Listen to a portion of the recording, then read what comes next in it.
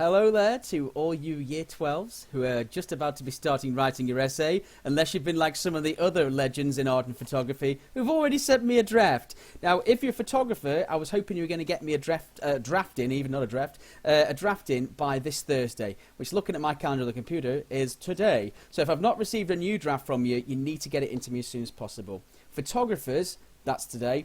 Obviously artists, I'm then setting for next week. Now that's the Friday, but that's after I will have then shown you this vid. So this video that I'm releasing is to help both artists, A-level artists and photographers with their essay components. So it's really, really essential that you follow the guides and the tips that are in this. What prompted me to make this video was, it was a mixture of Ethan, who was in our art group.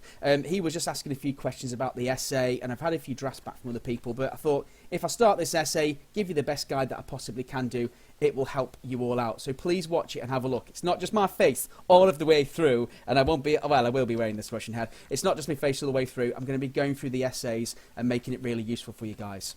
Now, the first thing to bear in mind is also the lessons that you'll be coming in, those face-to-face lessons. I'll put just here on the screen now, it's just about to appear, the timetable, which will be the timetable that you are coming in, both artists and photographers. It's going to be strange when you come in, the social distancing and all that sort of malarkey that it's going to be quite tricky, but I'll be with you for those 2.5-hour sessions, both artists and photographers at that time, at the dates that you saw just on the screen that put circling around there.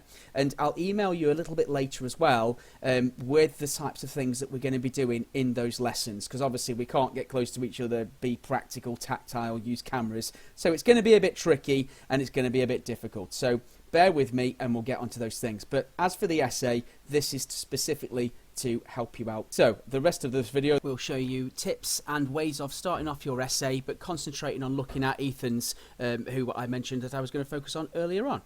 This double page that you can see on the screen now is from the Word document that is the first 2 pages of his essay, and you can see it follows the general format of most essays in that it's got a question title, it's got an intro paragraph, and being as it's an illustrated essay for both art and photography, you have to have images in of both the artists and your work to support your writing.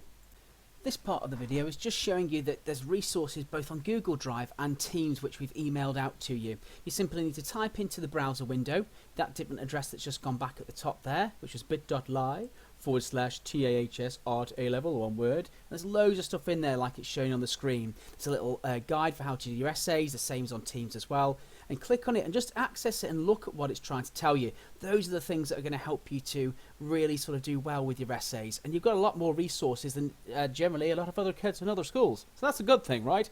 There's also past examples in there as well. Sometimes if you're using the Google Drive, you might need to then download those essays just because sometimes they don't work correctly, or you might be able to see them in the viewer. But if you look at them, they've got great titles, figure references, good examples, all good to go.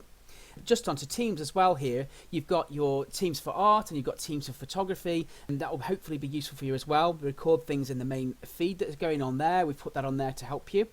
So you've got that to little look at, and that's just a little bit about the face-to-face lessons message I sent you earlier on.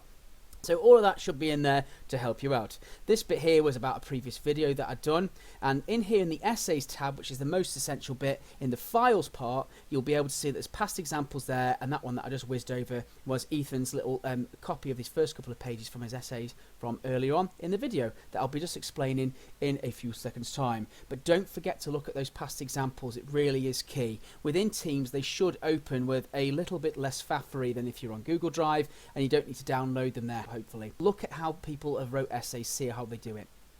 One of the main questions that I get asked about the essays is what's the point in doing it and why do we need to do it when it's a practical subject. But in order for art to be endorsed, so it gives you UCAS points so you can take it onto a next course and it be treated as an official A-level, it has to have a written component. But it's about your work, it's about your personal investigation and the artists that you select, and it's only one essay, so it's not that bad compared to other subjects. But you can't have an A-level art unit without an essay. The two don't sort of combine. You have to have one, whether it's art or photography. This next bit here, where it's like flicking away on my PowerPoint there in the background, that's just showing you a checklist for the essay. This is what we need you to do before you do anything, even before I get into Ethan's thing in a second. You've got to watch at least the 2 videos that I've made. This is one of them. I put the other one on Teams, and it's on my YouTube as well. Please look at least 2 examples, but then you need to make a plan for what you're going to write. as you write it, it's going to be essential that you just jot down a little plan just to give yourself a bit of a structure. Where it says number 1, it says write the question title. If you're not sure, email me or Miss about your question titles and we can go through it with you.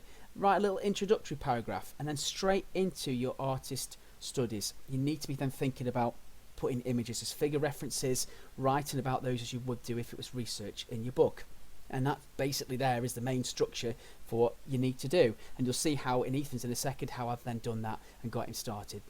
Okay, this is a Word document, open, me pretend to be Ethan. He's got his question title already wrote out and an introductory paragraph. So he's well on the way with where he needs to be. But need to make sure that you're just saying roughly who those artists are in your intro paragraph. And that bit on the screen there, that's a structure for what I've suggested from Ethan's research, who he looks at. But it's not just sometimes about one artist at a time. It might be about a number of artists that all connect. First artist that you can see there, Chris Martin, he uses a photo joiner type of style, and that then relates to the image that then Ethan took underneath. So there's a clear connection between the work the artist's done and the work that Ethan has done. Really, really essential. And then just going to take you through just the little things that often snag you, which is then how do we then put the other images into the essays. Those two that I'm just highlighting there, David Hockney and Jim Waters. Because as well as putting the images into your essay, you're going to have to make sure you get a figure reference and a bibliography link. This is the image of David Hockney I want to use. One of these from here, so I'm going to pick it. So you click on it. Once you've clicked it, you then can copy it directly from there by right-clicking. Go back into your document like this, and then you just right-click it, and then you paste it on. I normally paste it by right-clicking and selecting that one there. It's then important that you get your formatting right. Always click on that one there, type formatting. It's really, really essential that you then do that. And you can choose whether you want to fit it on the page or it moves with the text. Resize it a little bit, but we also then need to make sure we're writing captions underneath as figure references. But before I do that, let's go and get that other little Jim Waters image from the Tinternet there. So have a little look at which image that you want to include that you feel is relevant, and make sure you pick one that you can definitely talk about, that you can write about. That's what's really essential and that connects to your theme. Copy the image, back to your essay, paste it into your essay, just as shown there, resizing it a little bit. If you formatted it correctly, the text should bend around the edge. And then this bit here, I'm just saying about figure references. You've then got to figure out how to put that underneath. Some people do text boxes. I recommend you just simply right click on the image and then you select that bit there, insert caption. Brings up this window here. Once you've then brought that up, sometimes it can mess about with the numbers on the figure references.